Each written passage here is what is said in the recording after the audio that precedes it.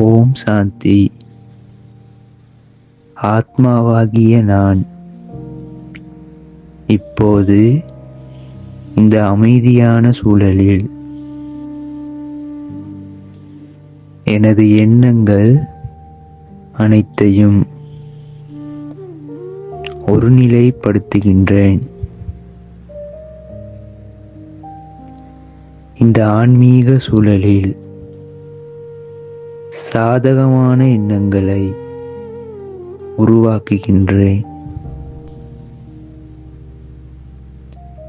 இப்போது நான் எனது ஒளி உடம்பில் தேவதைகளின் உலகிற்கு செல்கின்றேன். இப்போது நான் தேவதைகளின் உலகாகிய ஒளி உலகத்தில் இருக்கின்றேன்.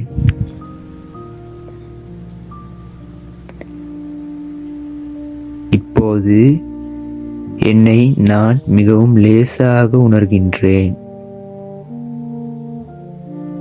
அங்கே தூய்மைக்கே உதாரணமாக சொல்லப்படும் புனித அன்னத்தின் மீது அன்னை சரஸ்வதி வீற்று இருக்கின்றார். அவர் என்னை பார்த்து புன்முறுவல் இடுகின்றார்.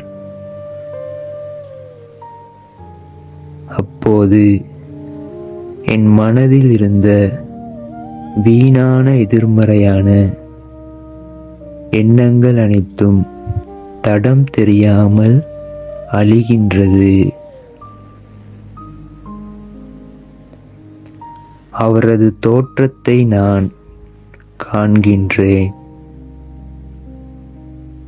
யோக சக்தியுடன் சேர்ந்து அவரை மிகவும் கம்பீரமான தெய்வீகத்தின் உச்ச நிலையில் காண்கின்றேன்.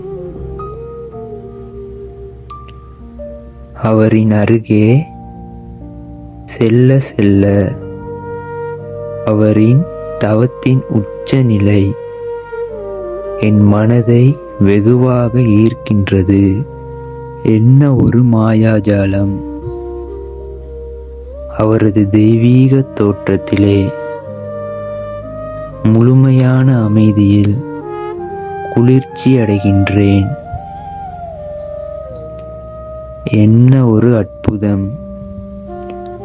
உலக மக்கள் இவரை கல்வியின் தேவியாக வணங்கி கல்விக்கான வரங்களை வேண்டுகின்றார்கள்.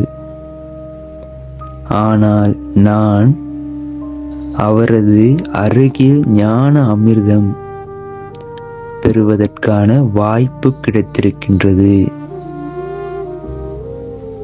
நான் எத்தனை கோடி பாக்கியசாலி! உண்மையில் சிவனை நோக்கி தவம் புரிந்த பார்வதி ஆவார். தெய்வீக கௌரியும் இவரே. ஞானம் மற்றும் குணத்தின் பார்வையில் பார்க்க போனால் பிரம்மாவின் புத்திரியின் பெருமை வெளிப்படுகிறது. உலகமே இவரை ஆதி தேவி, அம்பாள், ஏவாள் இப்படி பல பெயர்களில் நினைவு செய்கின்றது. அப்படிப்பட்டவரை காணும் வாய்ப்பு தற்போது அல்லவா? இப்போது மம்மா அவர்கள் தன்னுடைய மலர் கரங்களால் என் இரு கைகளையும் பிடித்து ரத்தினம் போன்ற கண்களால் எனக்கு திருஷ்டி மூலமாக அன்பை வழங்குகின்றார். நான் நிரம்பிய நிலையை அடைவதை உணர்கின்றேன். என்னை முழுமையாக மாற்றுகின்றார். இப்போது அவரின் பார்வையால் அன்பு, அரவணைப்பு, கருணை, பாதுகாப்பு என்பன என்னுள் நிறைவதை உணர்கின்றேன். இறுதியாக மம்மா என்னிடம் ஒரு சத்தியத்தை வாங்குகின்றார். எந்த ஒரு எதிர்மறையான எண்ணங்களற்ற அமைதியான நிலையில் இருப்பதற்கான சத்தியத்தை வாங்கி எடுக்கின்றார்.